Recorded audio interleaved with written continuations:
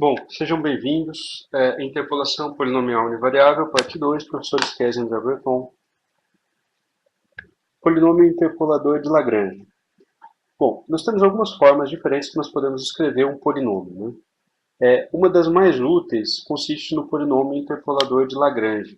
Ele tem uma cara que é um pouco estranha de início, mas a gente vai desvendar isso, o seu formato, tá?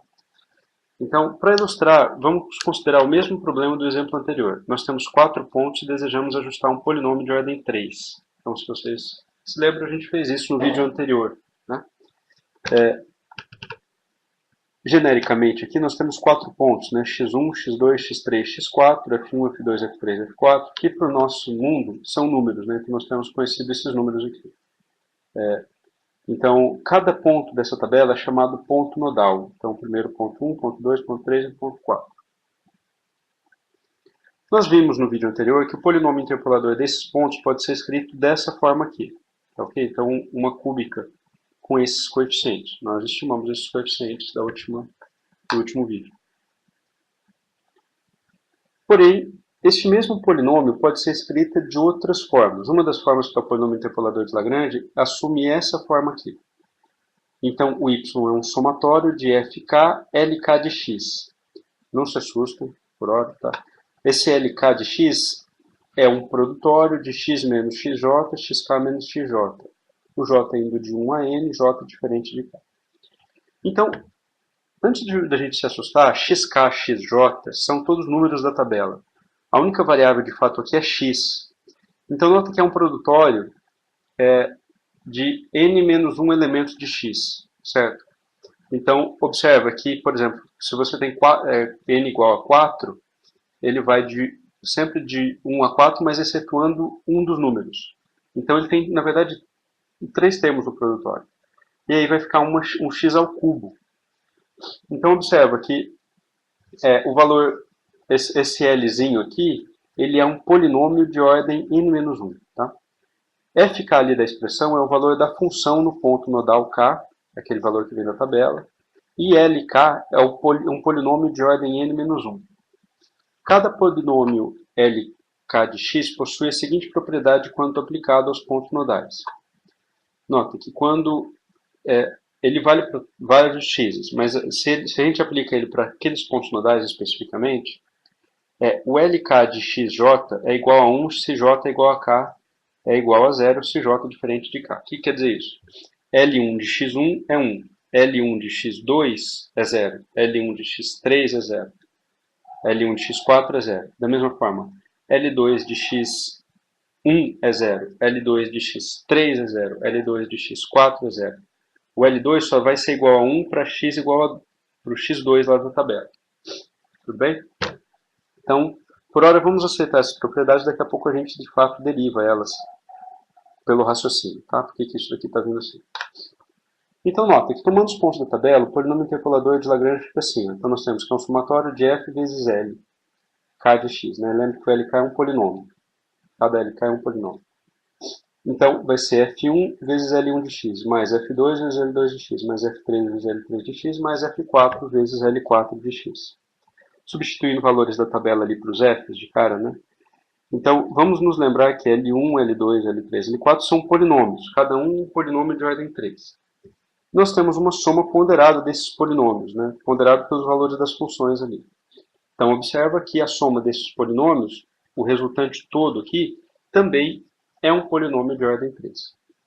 Beleza? Então, nós temos como esse polinômio que a gente está escrito aqui é um polinômio de ordem 3. A gente vai ver que é o mesmo polinômio lá que a gente tinha no início, tinha determinado no vídeo anterior. Tá?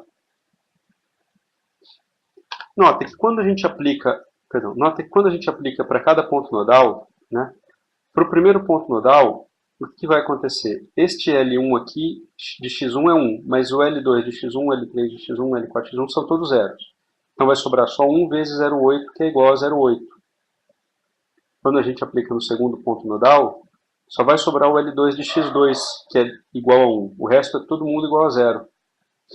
Então vai ficar 3,5 vezes 1, que vai ser 3,5. Quando a gente aplica x igual a x3, o L3 de x3 é igual a 1. Todos os outros L são 0, então vai ficar 1 vezes 4,6, que é igual a 4,6. Mesma coisa para o x4, né? Todos os L são zero, só sobra 1 vezes 4,2, que é igual a 4,2. Ou seja, nós temos um polinômio de ordem 3, que passa pelos 4 pontos da tabela. Mas só tem um polinômio de ordem 3 que passa por esses pontos. Então, esse polinômio aqui que a gente está escrevendo, ele é o mesmo polinômio obtido lá na primeira parte. Tá? Aquele polinômio, ele é esse mesmo polinômio aqui, mas ele está escrito de forma diferente. Bom, mas quem são L1, L2, L3, L4? Tinha uma expressão lá para eles, mas era uma expressão meio maluca, né? De onde é que vem essa expressão? Bom, cada um desses polinômios, como nós temos 4 pontos no total, cada um desses polinômios é um polinômio de ordem 3. Beleza? Eles são polinômios de ordem n-1. Temos 4 pontos, vai ser 3, um polinômio de ordem 3. Então, por serem polinômios de ordem 3, eles têm 3 raízes, né? E aí, qualquer polinômio de ordem 3 pode ser escrito como uma constante vezes x menos a primeira raiz, vezes x menos a segunda raiz, vezes x menos a terceira raiz. Esses rzinhos aqui são as raízes do polinômio. E a k ali é uma constante, né? Então, qualquer polinômio de ordem 3, se vocês lembrarem lá, ele sempre pode ser escrito em função das raízes dessa forma. Tá bom? Bom, como nós vimos, o polinômio LK possui a seguinte propriedade quando aplicado aos pontos nodais. Nos pontos nodais que não são iguais ao K, ele é zero. No ponto nodal que ele é igual a K, ele é 1. Então, observa ali que a associação com as raízes já fica bastante imediata. Vamos ver para o L1 e nós já derivamos. Nota. Então, vamos pegar para o primeiro polinômio, o L1. Nós temos aqui a tabela de pontos. O polinômio L1 é de ordem 3 e tem as seguintes propriedades. No ponto dele, que é o ponto x1, ele é 1. Mas no ponto 2, 3 e 5, ele é 0. Então, ele tem raízes nos pontos 2, 3 e 5. Aí, observa que ficou fácil escrever ele, né? Porque as raízes lá eram os pontos para esse polinômio 2, 3 e 5. Né? E ficou 1 a 1 aqui, que é uma constante. Então, a gente já desvendou parte desse polinômio. Só que ele também tem que satisfazer o fato de que no ponto dele ele é 1, né? Então L1 de x1 é 1. O x1 aqui é 0,5 no caso. Então, quando a gente substitui x1 igual a 0,5 na expressão de cima e assume que nesse ponto L1 é 1, nós vamos poder determinar o A1. Então, vai ficar 1 sobre 0,5 menos 2, 0,5 menos 3, 0,5 menos 5. E aí, por fim, o polinômio L1 fica x menos 2 vezes x menos 3 vezes x menos 5. E embaixo uma expressão quase que idêntica, mas ao invés de x nós temos 0,5. 0,5 menos 2 vezes 0,5 menos 3 vezes 0,5 menos 5. Tudo bem? Então, observaram que para satisfazer aquelas propriedades lá, nós derivamos esse polinômio, né? Pela lógica. Então, aquela fórmula do produtório que parecia esquisita, agora começa a fazer sentido. Nota, nós temos ali os pontos, né? x1, x2, x3 e x4. Se nós deixamos ele numa forma literal, né? Nós temos aqui o L1. É como se nós pegássemos um produtório, tanto no numerador quanto no denominador. No numerador nós fizéssemos x menos xj.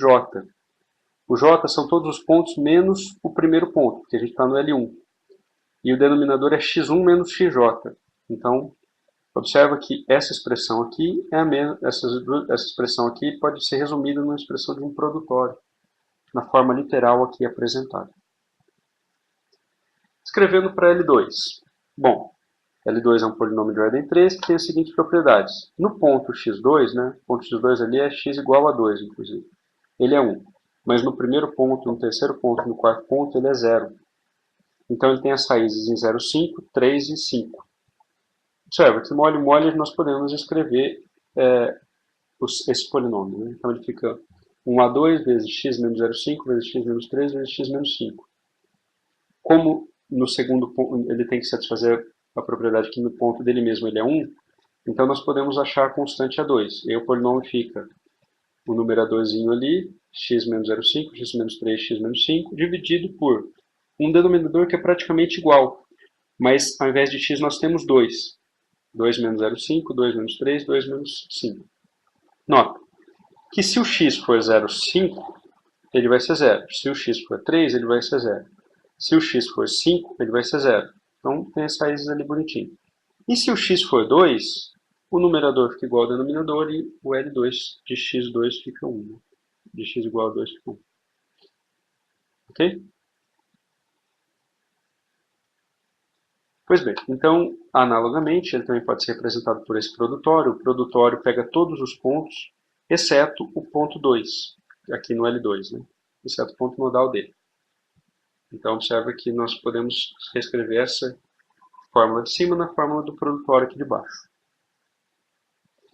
Então, nós já conseguimos fazer uma extensão, né? Para o L1, nós tínhamos um produtório de J de 1 a N, o J excetuando 1. E nós tínhamos essa formulação do produtório, x1, o x menos xj dividido por x1 menos xj. Para o L2, nós temos um produtório de j de 1 a n, excetuando 2, x menos xj sobre x2 menos xj. Então, para um LK qualquer, a gente vai ter um produtório de 1 a n, j excetuando k, dividido por x menos xj sobre xk menos xj. Ok? Então, escrevendo para L3 e L4. Então, eu vou pedir para que vocês pausem o vídeo e tentem escrever para L3 e L4 de x, como é que são as expressões deles. Bom, seguindo aqui, essas são as expressões do L3 e do L4. Se vocês acertaram aí, parabéns. Né? Se vocês entenderam, se não, voltem lá e tentem entender o vídeo, por que esses polinômios são construídos dessa forma. Exercícios em Celeb. Faça uma rotina que, recebendo n pontos, retorne cada um dos polinômios de Lagrange, LK de x. Ok? Então, é isso que a primeira rotina está sendo pedida. Então, vamos lá para o Celeb para fazer ela? Bom, então vamos lá para o Celeb, né? A gente tem aqui os valores de função de x e função, que são os mesmos do exemplo. Nós vamos definir aqui uma função, eu vou chamar de L maiúsculo, que é Paul Lagrange L, que depende de um valor de x específico, dos valores de x e f da tabela. Okay? Então, xv é o valor de x onde a gente deseja calcular os polinômios. X e f são os valores que vêm lá da tabela. Vou escrever aqui da forma como eu entendo, mas fiquem à vontade, escrevam da forma como vocês compreendem. Okay? Então, a primeira coisa é que o tamanho do vetor, do tamanho da tabela lá, vou pegar o comprimento de x. Eu vou assumir que isso é consistente, o mesmo tamanho de x e o mesmo tamanho de f. Então, para k de 1 até n, eu vou determinar um vetor de posições aqui, que ele vai de 1 até k menos 1, k mais 1, até n. Então, o que ele está fazendo aqui, na verdade, é o seguinte, ele está pegando todas as posições de 1 a n, menos a posição k. Então, ele vai de 1 a k menos 1, de k mais 1 a n. Ok? Então, esse vetor de posições eu posso até chamar de pós-j, que é o vetor de posições de j lá, que o j deve assumir. Aí, o LK, ele pode ser calculado como sendo FK vezes o produtório. Aí eu estou fazendo uma operação única, façam como vocês compreenderem. Okay? De xv menos x das posições j, tá? Dividido pelo produtório de xk menos x da posição j. Vamos testar aqui essa função, vamos pegar aqui o ponto 2, vamos ver qual é o resultado. Observa que, de fato, só o segundo polinômio é 3,5, os outros são todos zeros naquele ponto. Então, isso aparentemente está consistente. No ponto 0,5, somente o primeiro polinômio é 0,8, todos os outros são zero. Então, isso está certo, está consistente. Ok? Pois bem, então nós poderíamos fazer um plot desses gráficos, né? Nós podemos fazer um plot desses gráficos. Nós já vimos ali, vou pegar a estrutura. Então nós podemos fazer um plot desse gráfico, né? Então vou pegar a estrutura ali do vídeo anterior, a gente já tinha feito isso no vídeo anterior, a estrutura de um plot, pegando os pontos, dividindo em vários pontos, né? Então, por exemplo, nós podemos fazer um plot dos L's, só dos L's por hora. Então nós podemos fazer a conta aqui. A questão é que, de fato, o que a gente vai ter como L dos gráficos, ele, na verdade, ele vem na forma de uma matriz, né? Então, observa que são todas as linhas associadas, ele não é um L só, é um L associado ao número de pontos que a gente tem. Então, isso aqui está vindo na forma de uma matriz, né? E aí nós precisamos fazer a chamada desses L's ali conforme a gente está precisando calcular no ponto de interesse, tá bom? Então, peguem lá a estrutura que a gente já fez no último gráfico, né? Nós pegamos o número de pontos, x1, xn, o espaçamento entre eles, e aí para cada ponto que a gente vai fazendo, a gente vai calculando os L's, né? Então, antes da gente plotar, vamos só ver como é que esses caras estão saindo. Então, observa que o L do gráfico está saindo um vetor, né, de número de linhas e colunas associadas. Por exemplo, a gente pode pedir para plotar XZ, LG. E nós vamos para os plots dos gráficos. Ele fez a transposição ali, né, automática. E observa que esses são os L's. Então, note que eles têm um determinado valor de 1 no ponto de interesse dele, e nos demais ele é 0. Né? Então, nota que esses são cada um dos L's ali do problema. Ok? Então, só para a gente poder plotar todos os L's, XG, LG. Deixa eu transpor o XG para poder plotar os valores. E aí observa que nós temos ali os valores de X e LG. Né? Esses são os L's. Cada um dos L's aqui plotado. Identifiquem aí qual é o L1, qual é o L2, qual é o L3 e qual é o L4. Tudo bem? Eu vou deixar como exercício vocês colocarem o polinômio e fazerem um plot do polinômio que é o polinômio final. Tá bom? É isso.